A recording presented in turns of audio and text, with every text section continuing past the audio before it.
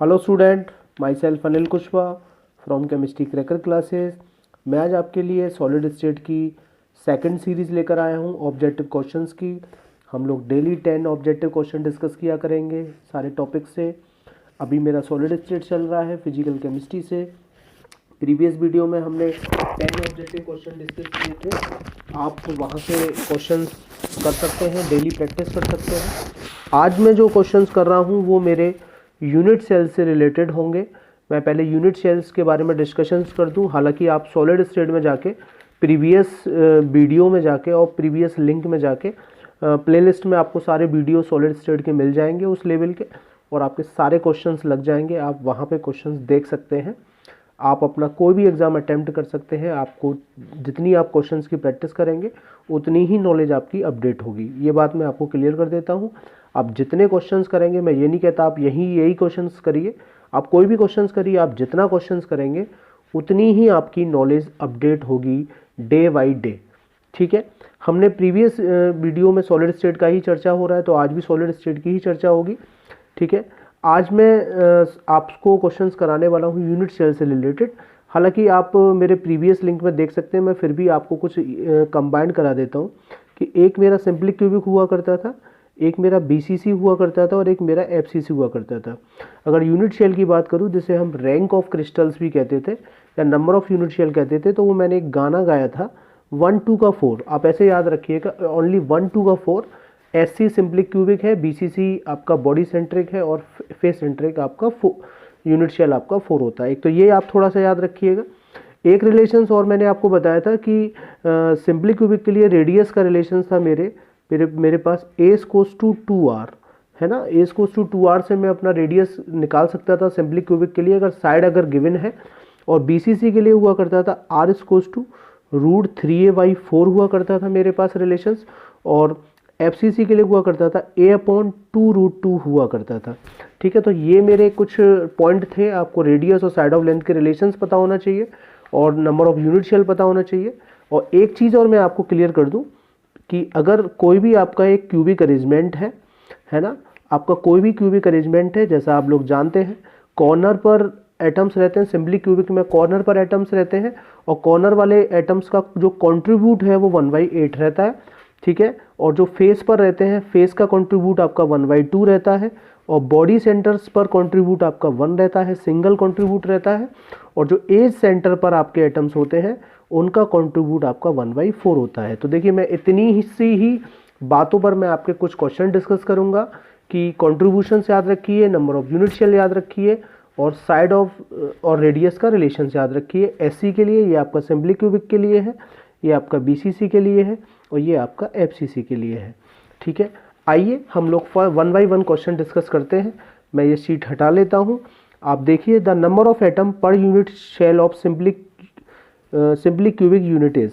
आपको क्लियर बोला जा रहा है कि एससी के लिए, सिंपली क्यूबिक के लिए आपका यूनिट शेल क्या होता है। तो आपको मैंने कहा था आप गाना गाइए 1 2 का 4, तो आपका आंसर हो जाएगा 1 ए इज करेक्ट आंसर होगा। 1 2 का 4 याद रखिए। देखिए, आपके तीनों क्वेश्चन तो आपको ऐसे ही हो जाते हैं। The number of atom per unit shell in second question की बात कर रहा हूँ। The number of atom per unit shell in a body centre cubic unit shell. तो बीसीसी 1 2 का 4 याद रखिए। 2 किसके लिए होता है सर? 2 तो होता है मेरा बीसीसी के लिए, तो डी आंसर इज करेक्ट होगा। आइए, the number of atom in 1 unit shell of face centre. तो फेस सेंटर की बात हो गई, तो फिर मेरा वही गाना गाइए 1 2 का 4 कहिए। और 4 किसके लिए होता है सर? एफसीसी के लिए होता है, तो डी आंसर इज करेक्ट। ठीक है, फिर मेरा नेक्स्ट क्वेश्चन आ रहा है आपके लिए, in a body centre cubic unit cell. क्या बॉडी सेंटर क्यूबिक शेल में एटम जो होते हैं at each edge of the cubic touch each other? No. Atom at each face diagonal touch each other? No. Atom at each body diagonal, body centre में क्या होता है? Body diagonal touch each other होता है। The C answer is correct, मेरा C answer हो जाएगा। ठीक है, आइए फिर मेरा नेक्स्ट क्वेश्चन आता है, in a FCC metal the atoms are in a physical contact along. क्या वो डायरेक्शंस होते हैं? नहीं। क्यूब एज होते हैं? नहीं। फेस में कहाँ होते हैं? Body diagonal? नहीं। कहाँ होते हैं? फेस डायगोनल होते हैं। The C answer is correct. आइए, मेरा नेक्स्ट क्वेश्चन बहुत प्यारा क्वेश्चन है आपके लिए। Considered an atom at the face centre of a cubic unit shell, what contribution does it make to a single unit shell? आपको कंट्रीब्यूशन बताना है कि फेस सेंटर का कंट्रीब्यूशन क्या होता है। तो मैंने आपको बोला था कि आपका जो कॉर्नर पे एटम्स होते हैं उनका 1/8 होता है, बॉडी सेंटर का 1 होता है और एज सेंटर का 1/4 होता है और आपका फेस सेंटर का कितना होता है 1/2 होता है। The answer is C is correct. आपके देख लीजिए मेरे इतने से ही के ऊपर आपके लगभग 6 क्वेश्चंस हो चुके हैं। आइए अभी हम और क्वेश्चंस ट्राई करते हैं थोड़े से।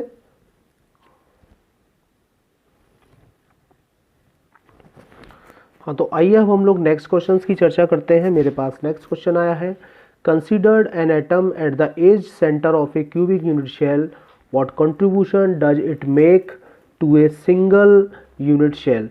हमें बताना है कि हमारा जो कंट्रीब्यूशंस वाला पार्ट है, मैंने अभी कंट्रीब्यूशंस आपको बताए थे कि मेरा एज सेंटर का क्यूबिक यूनिट शेल के लिए एज सेंटर का कंट्रीब्यूशंस कितना होगा। तो आप फिर देखिएगा, मैंने आपको बताया था कि कॉर्नर पर 1/8 होता है, आपका बॉडी सेंटर का 1 होता है, फेस सेंटर का 1/2 होता है एंड एज सेंटर का 1/4 होता है। हालांकि ये सारी डिटेल आपको मेरे प्लेलिस्ट में मिल जाएंगी। मैंने सॉलिड स्टेट पूरा पढ़ाया है, आपके लेवल का पढ़ाया है, आपको सब कुछ वहाँ मिलेगा। आप पहले एक बार ये सारा अगर सॉलिड स्टेट वहाँ से देख लेते हैं तो आपको क्वेश्चन करने में बहुत आसानी होगी, आपका कोई क्वेश्चन नहीं रुकेगा। ठीक है, तो आइए, तो मेरा एज सेंटर की बात कर रहा है तो आपको जैसा मालूम है कि कॉर्नर का तो 1/8 होता है, बॉडी सेंटर का 1 होता है और फेस सेंटर का 1/2 होता है। हमसे यहाँ एज सेंटर की बात कर रहे हैं तो ए आंसर इज करेक्ट। ठीक है, आइए नेक्स्ट क्वेश्चन की चर्चा करते हैं। How many atoms per unit shell are there in a cubic having a cubic lattice structure when there is one atom on each corner and 2 atoms on each body diagonal, है ना। Corner पर तो आपके पता है आपके total 8 होते हैं और बॉडी डायगोनल आपका 1 हो गया, तो टोटल एटम्स आपके कितने होंगे 9 हो जाएंगे और डी आंसर इज करेक्ट।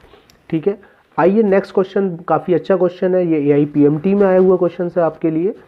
आपसे कहा जा रहा है एक a stands for the edge length a simply cubic BCC FCC, ठीक है, सेंटर क्यूबिक यूनिट सिस्टम्स के लिए then the ratio of radii of the sphere in this system will be respective. आपको सिंपली क्यूबिक, बॉडी सेंटर और face centre के लिए radius का ratio बताना है। तो आपको मैं पहले ही क्लियर कर दूं, मैंने आपको बताया था कि देखिए सिंपली क्यूबिक का रेडियस का रिलेशन होता है रेडियस A/A=2R। मैं फाइनली इसे लिख सकता हूँ रेडियस A/2।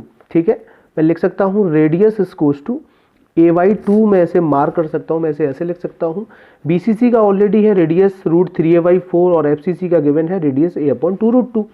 ठीक है, तो रेडियस हमारे पास तीनों का हमें है, पता होना चाहिए। तो आइए हम लोग रेशियो देखते हैं कि हमारा कौन सा रेशियो होगा।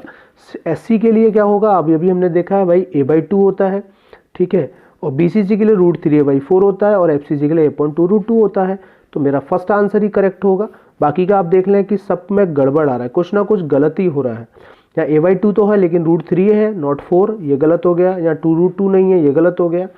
या हाफ A/2 तो है लेकिन यहाँ पे √3a/4 नहीं है। यहाँ पे आप देख सकते हैं ओनली √2/2 है, ये नहीं हो सकता ना ये हो सकता। तो ए आंसर इज करेक्ट। आइए मेरा लास्ट क्वेश्चन है, क्योंकि हम लोग रोज 10 क्वेश्चंस डिस्कस करने का प्रयास कर रहे हैं आपके लिए। लिथियम एक बॉडी सेंटर क्यूबिक स्ट्रक्चर्स रखता है, उसकी लेंथ ऑफ द साइड आपको दे रखा है, गिवन है। आपसे रेडियस पूछा जा रहा है। ठीक है, आपसे रेडियस पूछा जा रहा है और ये आपका लगभग दे रखा है 351 पिकोनोमीटर। ठीक है, लगभग यूनिट शेल आपका दे रखा है, साइड लेंथ आपका दे रखा है 351 पिकोनोमीटर। तो जैसा कि आप जानते हैं लिथियम BCC अरेंजमेंट रखता है, जैसा कि आप लोग जानते हैं कि लिथियम जो है आपका BCC अरेंजमेंट रखता है। तो रिलेशंस मेरे पास क्या होता है R=√3a/4। ठीक है, तो साइड ऑफ लेंथ मेरे पास लगभग कितना है √3 × 351 अप्रोक्स इतना ही वैल्यू है। हाँ, 351 पिकोनोमीटर बाई 4। ठीक है, आप इसे डिवाइड कर लेते हैं तो रेडियस √3 × 75 के अप्रोक्स कुछ वैल्यू आ जाएगी। आप लोग देख सकते हैं पॉइंट में कुछ आएगी वैल्यू। ठीक है, 0.01 के आसपास जो भी वैल्यू आएगी, और √3 की वैल्यू लगभग 1.732 के आसपास होती है, 75, और आप इसे मल्टीप्लाई कर लेते हैं तो ये वैल्यू लगभग आपकी 152 पिकोनोमीटर के अप्रोक्स आ जाएगी।